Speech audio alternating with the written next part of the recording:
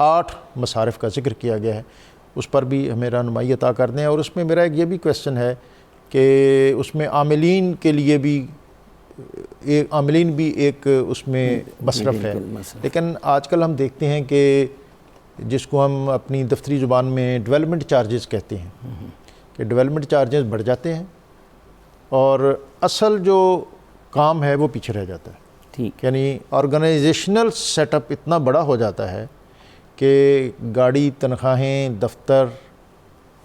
وہ سارے پیسے ادھر لگ جاتے ہیں اور جو نفس مسئلہ اصل مقصد ہے وہ پیچھے رہ جاتا ہے۔ اس پر بھی ضرور آپ بات پہلے تو اسلامک بینکاری یا بلا سود بینکاری کے حوالے سے جو سوال آیا اس کا میں جواب دینا چاہوں گا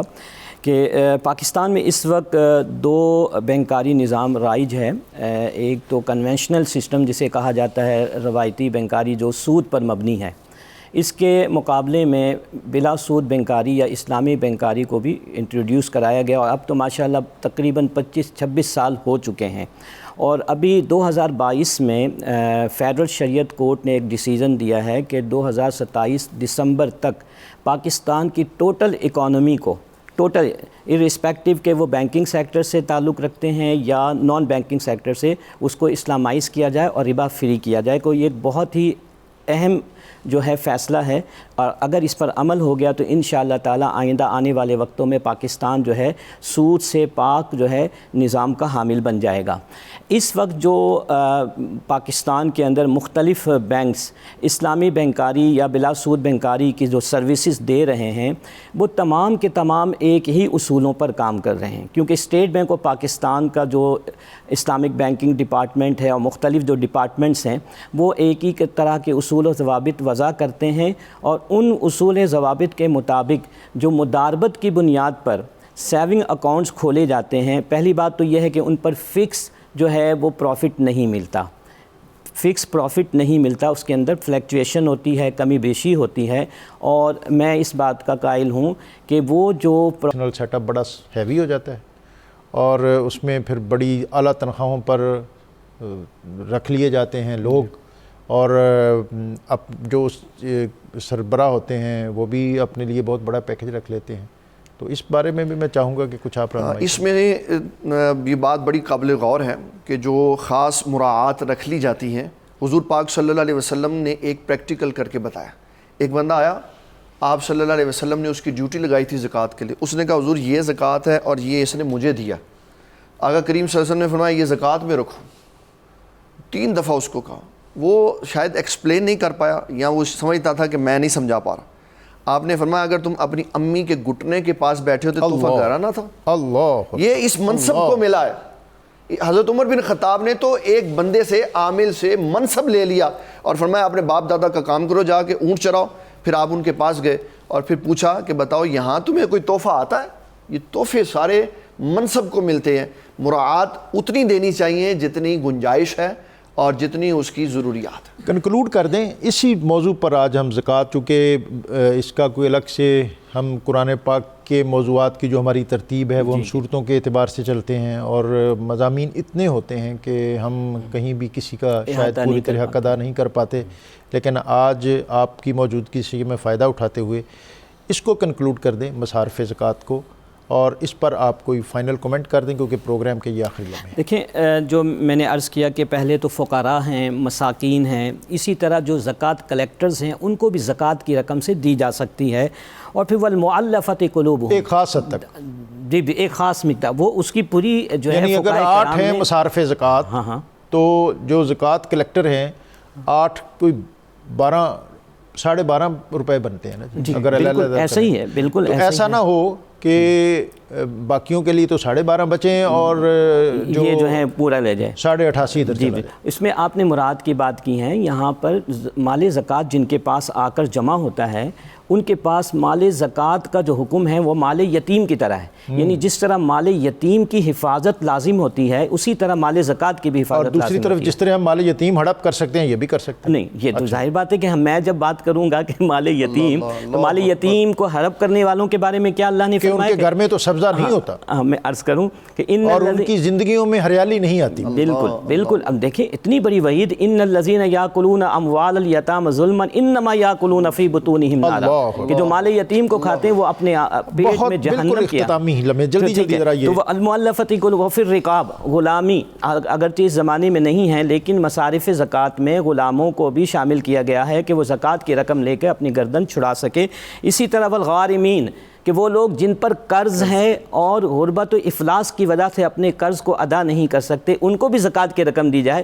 وفی سبیل اللہ، اور وہ لوگ جو اللہ کی راہ میں نکلے ہوئے ہیں، طلباء ہیں، دینی مدارس ہیں، ٹھیک ہے، ان کو بھی زکوٰۃ کی رقم دی جا سکتی ہے، وہ اپنی سبیل۔ اور جو مسافر حضرات ہیں جن کے پاس زیادہ راہ ختم ہو گئی ہے، مفلس ہو گئے ہیں، تو ان کو بھی زکوٰۃ کی رقم دی جا سکتی ہے۔ پھر اللہ نے آخر میں ارشاد فرمایا اس آیت کریمہ، فریضۃ من اللہ، یہ آپشنل نہیں ہے، یہ اوبلیگیٹری ہے، یہ لازم ہے اور اس کو ادا کرنا ضروری ہے۔ بہت شکریہ جی مفتی سید صابر حسین صاحب کا، مفتی خلیل احمد یوسفی صاحب کا۔ بہت اہم مضامین تھے اور شرعی مسائل جن کا جاننا بہت زیادہ ضروری ہے۔ بہت سے عنوانات، مضامین عقیدت محبت والے ہوتے ہیں، اور بہت سے مسائل ایسے ہوتے ہیں کہ جن کی بنا پر جو اسلامی سوسائٹی ہے وہ سروائیو کرتی ہے، اور اگر وہاں کوتاہی اور کمی واقع ہو جائے تو پھر ہماری معاشرت اور ہماری سوسائٹی اس میں ویرانی بڑھنے لگتی ہے۔ اور زکوٰۃ کے معاملات اور امور ایسے ہیں کہ اگر اس پر ہم صحیح طور پر توجہ دیں تو اس کو مال کا میل، یعنی آپ کا جو مال ہے وہ پاکیزہ ہو جاتا ہے، اور آپ کے گھروں میں اللہ تعالیٰ خیر و برکت کی ارزانی فرماتا ہے۔ اللہ رب العزت کی بارگاہ میں حمد کا نذرانہ پیش کریں گے، اور اس سے قبل آج کا قرآنی وظیفہ، اولاد نرینہ کے حصول کی دعا۔ جس شخص کو اولاد نرینہ کی طلب ہو، ہر ایک کو ہوتی ہے، تو 40 دن تک یہ آیت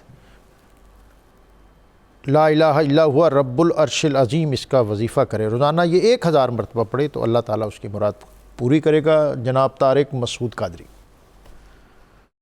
کہیں پنہاں کہیں عیاں ہے تو،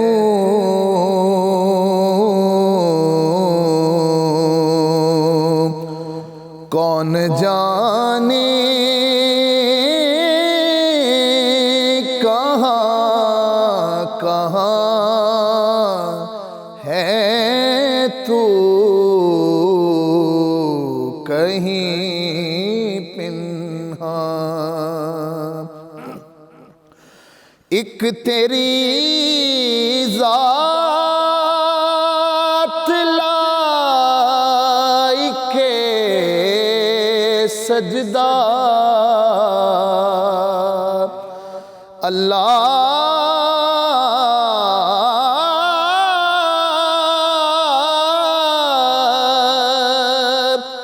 ایک تیری ذات لائق سجدہ، ایک معبود دو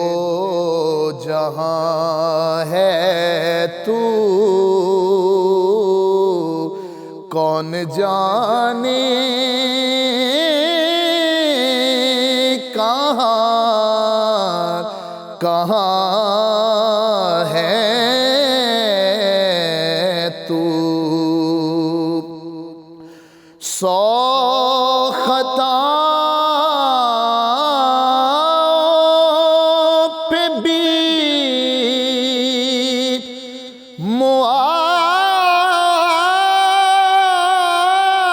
معافی ہے،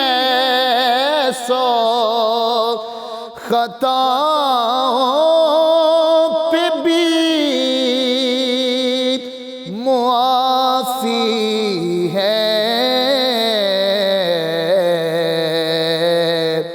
کس قدر ہم پہ مہربان ہے تو اللہ، کس قدر ہم پہ مہربان ہے تو، حمد میں تیری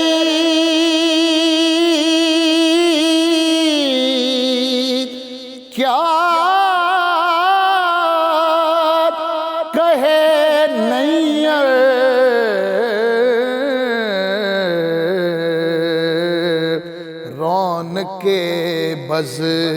میں دو جہاں ہے تو، رونق بز میں دو